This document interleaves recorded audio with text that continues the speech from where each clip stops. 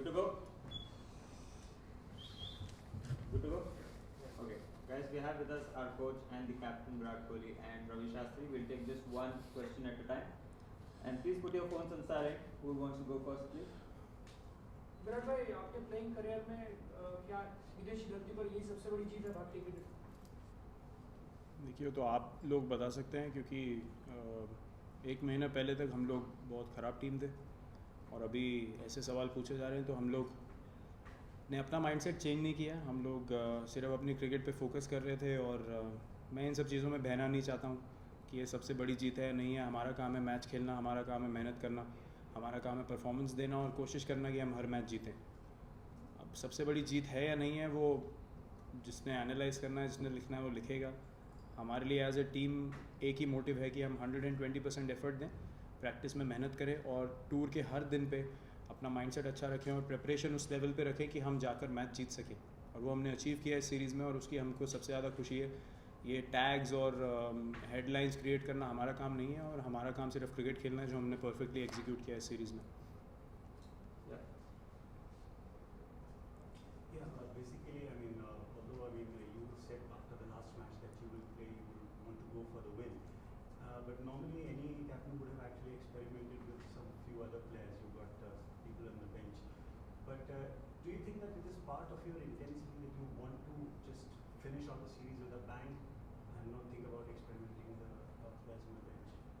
Look, there was only potentially one guy that we wanted to experiment with, which was Bhuvi, because his workload was immense. Bumrah is a world-class bowler in this format. It's a case of Bumrah is as similar to dropping a Shikhar Dhawan or a Rohit Sharma. No one will speak about those things. It's very easy to drop the bowlers. So Bhuvi's workload was massive, and the two wrist spinners deserve to play all the games because of the way they've bowled, and they've been one factor that has been in the mind of the opposition throughout. So we thought giving rest to Bhuvi was the ideal situation. Plus we want to strengthen our middle order, so giving them as many chances as possible is very important also. To Iyer, to Jinx as well. It's very important to understand that one knock can be a difference in someone's career. So just giving them one extra opportunity. So we discussed with the management, with the coach. Just one opportunity opened up where Bhuvi was feeling it in his body, and then hence the change. We didn't feel like we wanted to change something else. Just a question about September, August you started that phase of experimentation with the World Cup. How far along would you say the team is now? Obviously that question was asked before the season as well, but now the spinners have come in and played. So how far along would you say, given this victory? Look, we certainly feel really good as a team, but there are always areas, even when we win, we sit down, because no one has a perfect game throughout. Even as a batsman, that some balls you were not in good position, so you want to correct that in the next game. As a team as well, you always make mistakes even when you win, but the thing is that you capitalize on it and correct those mistakes very soon during the course of the game. So we'll definitely sit down as a team and figure out the areas that need improvement, the areas that need strengthening. I'm not denying that there are areas that need strengthening. We don't want to live in a dreamland where we don't accept our mistakes. We know as a team we need to improve on certain things, and we've identified those things. It's up to us to discuss and improve on those things going forward and solidifying those areas for us. Can you elaborate on those areas that you've identified? I don't want to disclose it. I don't want to speak about it publicly. It's a very personal thing about the team, and I don't want to say it in a press conference. Ravi, this is for you. How big an impact has Virat had on this series as a batsman and as a leader? Huge. You just spoke about intensity. Where does the intensity come from? When you have a leader like that who leads by example, the other guys jolly well follow. Otherwise, they know what to expect. So, that's the beauty about this team on this trip. Where I feel proud as a coach, about my boys is the intensity they showed. Even after being 2-0 down in the Test series, for them to show that kind of character, to come back and win the Test match in Johannesburg, on a spiteful pitch, and then to take that momentum into the one-day series and show the consistency, they've shown over the last, couple of weeks, is fabulous. And, their entire credit should go to the leader, because he's led from the front, first with his batting, and then, like I said, with the intensity. which makes other people in the team also up the ante. And as a Batsman, batsman? fabulous. I mean, over 500 runs. Do I have to talk anything about that? Over 500 runs in 6 matches against a South African attack. Do I have to say anything more? Could you probably throw some light over like when you came back as coach and the series began to be discussed?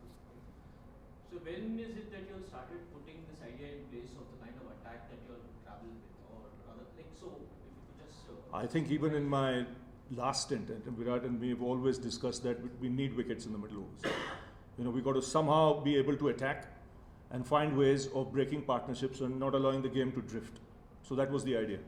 And in identifying the right kind of people to do the job. And, luckily for us, Kuldeep and Chahal have, complemented each other beautifully.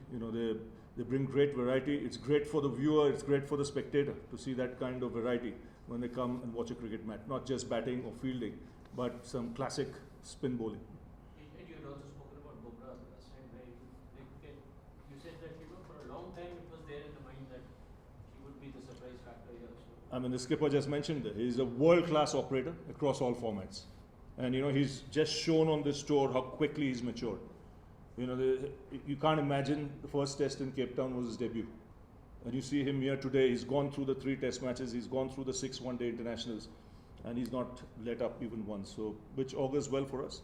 Though we have to look after our fast bowlers and make sure that they're well rested at times as well.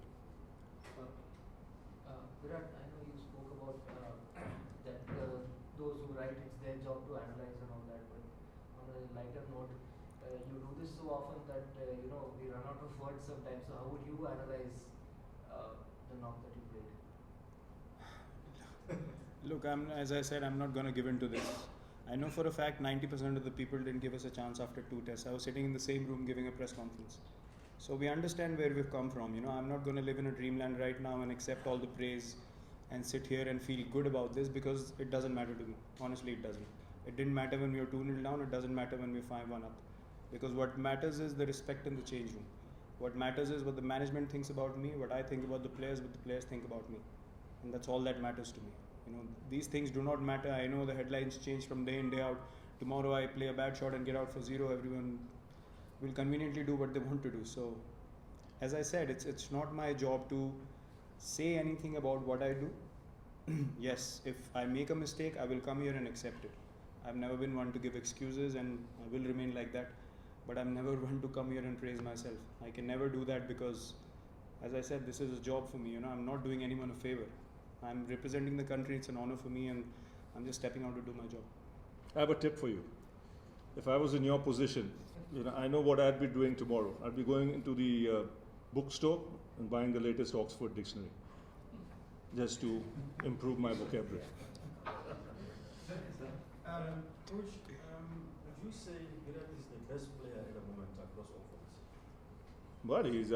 But I'm the head coach of the Indian team. When I see him batting like this, and I've seen him batting across all conditions, in all formats, and it's not just averages. It's the way you get runs, when you get it, and the impact those runs have on what the team does.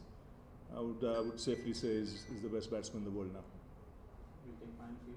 Okay, Virat, obviously a lot of people will be saying that this was like a subpar South African side with Faf missing and Quinton Cock missing and a lot of new guys coming in that just came straight out of domestic cricket. Does that dampen the feeling of the victory a little bit for you? Not one bit. We had the same mindset when we played in Sri Lanka recently. We had the same mindset when we beat Australia. When we beat Sri Lanka 9-0, everyone said it's a weak team. When we beat Australia, they still said, Australia is not a good ODI side. Then we beat New Zealand. Then we beat Sri Lanka again. And we've beaten South Africa here again. So the focus has always been on the team. It doesn't matter to us who's playing, who's not playing. Whether the team is what is supposed to be or it's not in our hands, and it's none of our concern. We want to take the best team as far as we can on the field and have the best mindset to perform every given day that we represent our country.